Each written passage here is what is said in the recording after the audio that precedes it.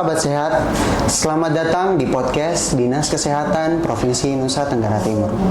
Hari ini kita akan membahas sebuah hal yang sangat penting dalam pengelolaan aparatur sipil negara. Kita akan membahas mengenai gambaran umum, analisis jabatan dan analisis beban kerja atau yang secara singkat kita sebut sebagai ANJAP dan ABK. Bersama saya, Mefran Salmun, dan narasumber kita pada hari ini, Pak Yos Domingus Rini. Selamat datang, Pak. Terima kasih, salam sehat untuk kita semua. Ayo bangun NTT. Ayo bangun NTT. Sebelum kita memulai pembahasan kita, mari kita mendengar sedikit perkenalan singkat dari Pak Yos Domingus Rini. Kepada Pak, disilakan. Baik, terima kasih. Perkenalkan, nama saya Yos Domingus Rini.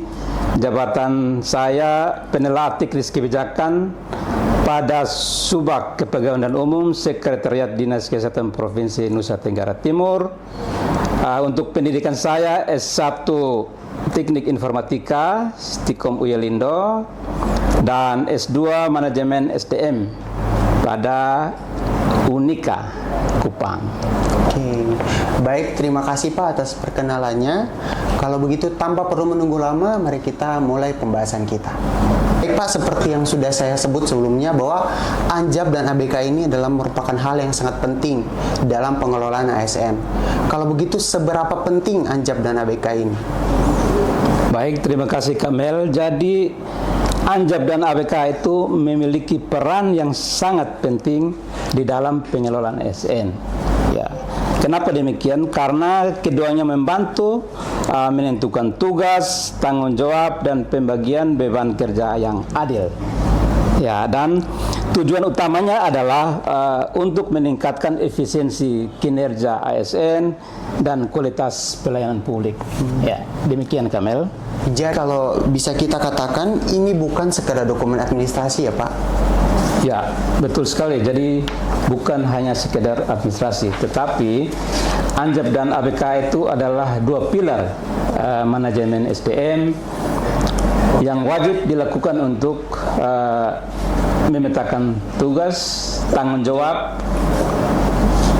dan kebutuhan pegawai guna mencapai efektivitas organisasi. Ya, dan untuk diketahui bahwa ANJAP itu fokusnya pada apa pekerjaannya, ya. Sedangkan ABK itu mengukur kebutuhan pegawainya, ya, berdasarkan volume kerja. Ya. Baik Pak, jadi dari penjelasan Bapak tadi bisa dikatakan bahwa ANJAP itu berkaitan dengan apa pekerjaannya, sedangkan ABK adalah berapa banyak kebutuhan pegawai. Ya, betul sekali Kak Mel. Oke, selanjutnya kita akan membahas dasar hukum dari penyusunan ANJAP dan ABK. Boleh Pak sebut kira-kira apa sih dasar hukumnya? Baik Kamel, jadi dasar hukum ya di dalam penyusunan ANJAP ABK itu ada sekitar 9. Ya, yang pertama itu Undang-Undang Nomor 20 Tahun 2023 tentang ASN. Yang kedua itu Peraturan Pemerintah Nomor 11 Tahun 2017, Junto PP Nomor 17 Tahun 2020 tentang manajemen PNS. Ya, ada lagi Peraturan Pemerintah Nomor 49 Tahun 2018 tentang manajemen P3K, pegawai pemerintah dengan perjanjian kerja. Nah, yang kita fokus di sini di ANJAP ABK ini ada dua Permen Pan RB. Yang pertama itu Permen Pan RB Nomor 1 Tahun 2020 tentang pedoman ANJAP dan ABK. Nah, yang kedua itu Permen Pan RB Nomor 11 Tahun 2024. Ya, itu tentang jabatan pelaksana. Nanti sebentar kita bisa uraikan jabatan pelaksana itu nanti di bagian belakang. Nah, yang berikut ada Permenkes Nomor 40 Tahun 2019, Permenkes Nomor 1 Tahun 2025. Terus ada Peraturan BKN Nomor 9 Tahun 2022 dan Nomor 3 Tahun 2023. Oke. Ya. Baik Pak, jadi dengan dasar hukum yang banyak itu bisa dikatakan bahwa ANJAP ABK ini disusun dengan landasan hukum yang jelas dan terukur. Jadi tidak secara asal-asalan kita buat ya Pak. Ya, betul sekali Kak Mel. Selanjutnya kira-kira bisa dijelaskan Pak secara rinci ANJAP dan ABK ini definisinya apa? Baik Kamel. Jadi ANJAP atau analis jabatan itu adalah proses pengumpulan, pencatatan, pengolahan dan penyusunan data jabatan menjadi informasi jabatan. Ya. Nah, tujuannya itu untuk menyediakan informasi yang akurat mengenai tugas, tanggung jawab dan wewenang ya suatu jabatan serta menentukan persyaratan atau kualifikasi yang dibutuhkan. Ya. Dan ANJAP ini juga menjadi dasar dalam rekrutmen, seleksi, penempatan, pelatihan, terus penilaian kinerja, kompensasi dan juga pengembangan karir. Ya. Nah, sedangkan ABK itu atau analisis beban kerja adalah metode untuk menghitung kebutuhan pegawai. Nah, berdasarkan volume pekerjaan dan waktu kerja efektif. Nah, itu analisis beban kerja, Kamel. Ya. Oke, tadi kita sudah dengar definisinya ya Pak. Kalau begitu secara praktis, kira-kira apa saja sih manfaatnya ANJAP ABK? Baik, terima kasih Kamel. Jadi manfaat dari ANJAP dan ABK itu, yang pertama itu membantu menentukan kriteria calon pegawai. Itu di saat perekrutan. Itu menjadi dasar. Jadi sebelum kita menginput di CSN itu, kita harus sudah menyiapkannya atau menginputnya di ANJAP dan ABK. Sehingga di sana nanti diketahui jabatan apa yang dibutuhkan dan kebutuhan pegawai itu berapa. Itu sudah jelas di sana. Nah, itu. Yang kedua itu menempatkan pegawai sesuai kompetensi. Ya, jadi dengan ANJAP ABK ini pimpinan itu tidak kesulitan di dalam menempatkan pegawai karena jabatannya sudah jelas, uraian tugas sudah jelas, kebutuhannya sudah jelas. Kita kasih contoh lagi, misalnya ada mutasi pegawai dari daerah lain, antar provinsi, antar kabupaten, itu pada saat disposisi ke kita dinas kesehatan itu pasti yang diminta itu adalah kebutuhan dalam satu jabatan tertentu. Nah, itu manfaat yang kedua. Yang ketiga, mengidentifikasi kebutuhan pelatihan. Jadi di situ kita bisa lihat di ANJAP itu kita bisa lihat kebutuhan untuk kebutuhan pelatihan untuk jabatan ini apa yang dibutuhkan untuk apa yang dibutuhkan untuk pelatihan untuk pegawai tersebut dengan jabatan tertentu. Ya, yang berikut itu menetapkan standar penilaian kinerja yang jelas. Ya, jadi kalau omong kinerja berarti kita ini contohnya kita menggunakan aplikasi kinerja. Itu. Yang berikut itu menjadi dasar dalam penentuan kompensasi. Kompensasi ini untuk tunjangan dan gaji. Ya, jadi kita kasih contoh ya, tunjangan tambahan penghasilan TPP. Nah, ini dasarnya adalah menggunakan ANJAP dan ABK. Jadi di situ nanti ada kelas jabatan. Nah, jadi setiap jabatan itu sudah ada kelas jabatannya. Nah, kelas jabatan ini dia menentukan besaran dari TPP untuk pegawai yang bersangkutan dengan jabatan tertentu. Ya, sehingga ini itu salah satu manfaatnya. Dan yang terakhir juga untuk membantu perencanaan struktur organisasi ke depan. Demikian, Kamel. Tadi kita sudah dengar definisinya, manfaatnya. Ya. Sekarang kita boleh tahu Pak, kira-kira tahapan penyusunan ANJAP ABK itu bagaimana? Baik, baik, terima kasih Kak Mel. Jadi tahapannya itu meliputi beberapa tahapan, ya, sekitar ada 5. Ya, yang pertama itu identifikasi mandat, identifikasi organisasi, struktur organisasi, dan juga proses bisnis. Ya, yang berikut itu pembentukan tim pelaksana. Tim pelaksana untuk penyusunan ANJAP dan EBK. Jadi itu memang harus ada timnya sendiri. Ya. Yang berikut itu pengumpulan data untuk pengolahan data jabatan. Ya, jadi setelah ada tim, nanti tugasnya itu untuk pengumpulan ini data jabatan. Ya. Setelah itu nanti ada verifikasi dan validasi.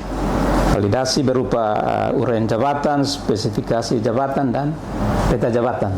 Dan hasilnya akan disampaikan ke Kemenpan RB, ya, dan BKN serta Kemendagri. Ya, jadi ke Kemenpan RB itu melalui aplikasi e-formasi. Ya, itu Kamel. Oke. Tadi dari Pak sebut ada sekitaran 5 tahapan ya Pak. Artinya cukup komprehensif ya. Kita ada beberapa tahapannya cukup komprehensif untuk kita bisa menyusun ANJAP dan ABK. Itu kira-kira kenapa tuh Pak? Tahapnya perlu sampai sepanjang itu? Iya, betul Kak. Karena harus menggambarkan kondisi secara nyata. Benar. Ya, demikian. Oke Pak. Selain itu tadi ketika saya buka-buka sedikit, katanya di jabatan itu ada yang namanya kriteria dan frekuensi. Kira-kira boleh dijelaskan kriteria dan frekuensi itu apa? Baik Kamel. Ya, jadi sebuah jabatan itu ada kriterianya. Ya, jadi jabatan itu harus memiliki tugas itu, ya, uraian tugas itu dari 5 sampai dengan 12 uraian tugas. Ya. Dan kita harus bisa membedakan tugas dengan aktivitas itu berbeda. Nah, sehingga kita buat cascading dan RHK dan indikator itu dengan target itu, ya kita bisa melihat itu ada perbedaannya di situ. Jadi kita harus bedakan uraian tugas jabatan dengan aktivitas. Nah, jadi RHK itu kan kita bisa mulai dengan terlaksananya dan lain-lain. Sedangkan aktivitas itu sudah actionnya, ya, untuk mencapai tujuan dari rencana hasil kerja. Ya, jadi kita diharapkan supaya bisa membedakan itu uraian tugas itu dengan aktivitas harian. Ya, itu kira-kira demikian. Dan perlu diingat bahwa tugas itu harus saling berkesinambungan dan sesuai dengan kompetensi. Nah, beban kerja yang standar yang sesuai dengan aturan itu minimal itu 1.250 jam per tahun. Nah, sehingga kelas jabatan dan beban kerja itu sangat penting kita tetapkan di perangkat daerah, ya, ditetapkan oleh kepala dinas. Ya. Nah, sehingga beban kerja dari setiap jabatan itu dalam 1 tahun itu minimal 1.250 jam per tahun. Ya. Jika kurang dari itu, maka jabatan tersebut atau pegawai tersebut dengan jabatan tertentu itu tidak bisa mendapatkan tunjangan. Dalam hal ini TPP. Ya. Nah, sedangkan untuk frekuensi itu Kak Mel, frekuensi penyusunan anjab dan ABK itu, kalau anjab itu minimal 5 tahun sekali. Sedangkan ABK itu bisa dilakukan setiap tahun. Ya. Kalau sekarang kita menggunakan aplikasi itu bisa dilakukan revisi, tentu sesuai dengan aturan yang berlaku. Ya, kita harus bangun koordinasi dinas kesehatan dengan biro organisasi untuk anjab dan ABK. Ya, demikian Kamel. Baik Pak, sekarang kan kita berada di Dinas Kesehatan Provinsi Nusa Tenggara Timur. Kira-kira kondisi anjab dan ABK kita bagaimana Pak? Oke, baik Kamel, terima kasih. Jadi untuk anjab ABK Dinas Kesehatan Provinsi ini, kita penyusunannya mengacu pada Permen PAN RW nomor 1 tahun 2020 dan Permen PAN RW nomor 11 tahun 2024. Ya. Di mana di Permen PAN nomor 11 tahun 2024 itu dijelaskan bahwa jabatan pelaksana itu terdiri dari tiga klasifikasi. Ya. Yang pertama itu adalah klerek, yang kedua itu adalah operator, dan yang ketiga itu adalah teknisi. Ya, itu Kamel. Jadi penyusunan ini anjab ABK kita di Dinas Kesehatan ini sudah menggunakan aplikasi namanya Sinjab. Ya, jadi dengan adanya aplikasi ini kita lebih mudah di dalam penyusunan anjab maupun ABK. Ya, kalau saya mau cerita sedikit bahwa di tahun 2019 Dinas Kesehatan itu menyusun anjab ABK itu masih secara manual, Kak Mel. Jadi kita menyusunnya itu per pegawai dengan jabatan masing-masing, sehingga kalau kita melihat dokumen anjab dan ABK Dinas Kesehatan Provinsi NTT tahun 2019 itu Kamel, bukunya setebal ini Kak, kira-kira tingginya sekitar 30 sampai 40 cm. Ya, tapi sayang dokumen itu sudah hangus saat kita mendapatkan musibah ya di Jalan Palapa itu. Itu dokumen itu saya anggap sangat penting, tapi ya kita tidak bisa selamatkan. Tapi walaupun itu tidak ada, tapi di file ada Kamel. Jadi nanti per pegawai itu ada. Ya, ya itu kira-kira yang saya cerita sedikit tentang penyusunan anjab ABK di Dinas Kesehatan, baik yang secara manual tahun 2019 dan peningkatan dengan aplikasi Sinjab sehingga lebih memudahkan. Demikian Kamel. Artinya Pak mengalami proses dari sebelumnya masih manual, butuh kertas, sekarang kita langsung pakai online dari aplikasi Sinjab saja. Oke. Ya, Kamel, jadi sekarang ini sangat mudah, memudahkan sekali di dalam penyusunan anjab ABK. Jadi ketika tadi dikatakan manfaat itu, salah satunya itu ketika teman-teman mau mengusulkan untuk UKOM, jabatan fungsional tentu. Nah, itu yang dibutuhkan salah satu syarat itu adalah anjab dan ABK yang sudah disahkan dengan tanda tangan kepala dinas. Nah, jadi kita hanya ambil dari Sinjab, kopi, dan kita uraikan tentang jabatan tersebut dengan ABK-nya, kebutuhan pegawainya berapa. Ya, itu Kamel. Oke. Jadi sebenarnya dari analisis jabatan juga kita bisa tahu berapa banyak jumlah pegawai kita. Kalau begitu, kira-kira Pak boleh Kak kasih info berapa jumlah ASN kita di Dinas Kesehatan Provinsi sekarang? Baik, terima kasih Kamel. Jadi jumlah total ASN ya, di lingkup Dinas Kesehatan Provinsi NTT itu saat ini update bulan Februari sekarang itu 404 orang. Ya, kalau sebelumnya itu tahun 2025 kita masih tambah dengan RSKDJN Mata sehingga jumlahnya sekitar 700-an. Ya. Jadi yang tadi saya bilang jumlah ASN itu sekitar 404 orang itu terdiri dari 247 PNS dan CPNS. Nah, sedangkan yang P3K itu berjumlah 157 orang, Kak Mel. Ya. Nah, data ini juga menjadi dasar di dalam perhitungan perhitungan kebutuhan pegawai. Jadi nanti setiap tahun itu nanti kita akan menginput di CSN. Tetapi dasarnya itu adalah Anjab dan EBK. Sehingga penting kita harus menyusun ini Anjab dan EBK.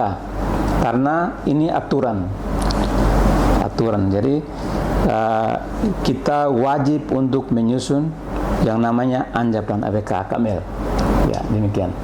Tadi sudah banyak penjelasan yang Pak berikan. Sekarang untuk implikasi atau pengaruhnya bagi organisasi ini apa? Anjab ABK itu kira-kira pengaruhnya apa bagi organisasi, baik untuk dinas kesehatan maupun instansi-instansi lainnya? Baik, terima kasih Kamel. Jadi Anjab dan ABK itu membantu mengetahui uraian jabatan, yaitu yang pertama, dan beban kerja per jabatan. Ya. Juga menentukan kebutuhan dan kompetensi pegawai. Yang berikut itu untuk menyusun peta jabatan. Ya, meningkatkan efisiensi, efektivitas, serta kinerja pegawai, Kamel. Ya, demikian. Yang menjadi pertanyaan ini, Kamel, ya, apakah Anjab dan EBK itu menjadi dasar manajemen ASN yang objektif dan terukur? Ya. Jawabannya iya, Kamel. Kenapa? Karena analisis jabatan dan analisis beban kerja merupakan alat strategis dalam manajemen sumber daya manusia yang membantu memastikan setiap posisi diisi oleh orang yang tepat dengan beban kerja yang sesuai. Nah, jadi Anjab dan EBK ini memberikan informasi rinci mengenai tugas, tanggung jawab, persyaratan, kualifikasi, dan karakteristik suatu pekerjaan. Ya. Dan yang berikut, ya, apakah Anjab dan EBK mendukung penyusunan formasi dan promosi? Iya. Jawabannya adalah iya, karena Anjab dan EBK digunakan untuk menyusun kebutuhan, jumlah serta jenis jabatan dari PNS dan P3K. Ya, jadi dengan adanya Anjab dan EBK, instansi pemerintah dapat mengetahui uraian jabatan, beban kerja per jabatan, peta jabatan, dan bobot jabatan, Kamel. Ya. Dan yang berikut, apakah Anjab dan ABK ini untuk peningkatan kinerja? Jawabannya iya. Jawabannya iya, karena hasil daripada Anjab dan EBK dapat digunakan untuk menganalisis kebutuhan pegawai. Yang berikut itu menetapkan kompetensi dan syarat jabatan. Ya, juga sebagai indikator kinerja pegawai. Jadi Anjab ini membantu menetapkan standar kinerja yang jelas dan memberikan dasar objektif untuk menilai kinerja pegawai atau kinerja karyawan. Demikian, Kamel. Dan yang terakhir itu, apakah iya hasilnya digunakan sebagai indikator keberhasilan organisasi? Ya, jadi jawabannya adalah iya.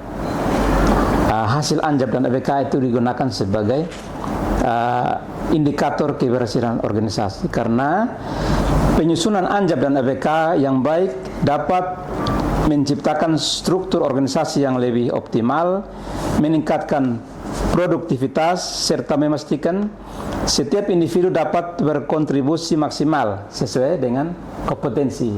Ya, jadi hasil Anjab dan ABK berupa uraian jabatan memegang peranan penting dan mendasar dalam perencanaan jumlah, kualitas atau kompetensi, rekrutmen, penempatan, penentuan besaran organisasi, pengembangan SDM, peningkatan kompetensi serta penghasilan. Demikian Kamel.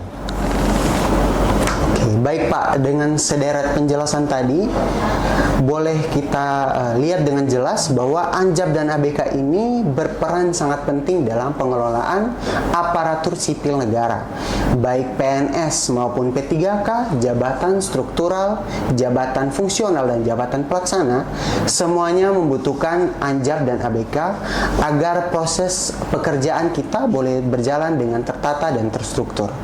Semoga pembahasan kita pada hari ini boleh memberi pemahaman tentang peran, tugas, dan tanggung jawab masing-masing teman-teman di instansi atau lingkungan kerja masing-masing.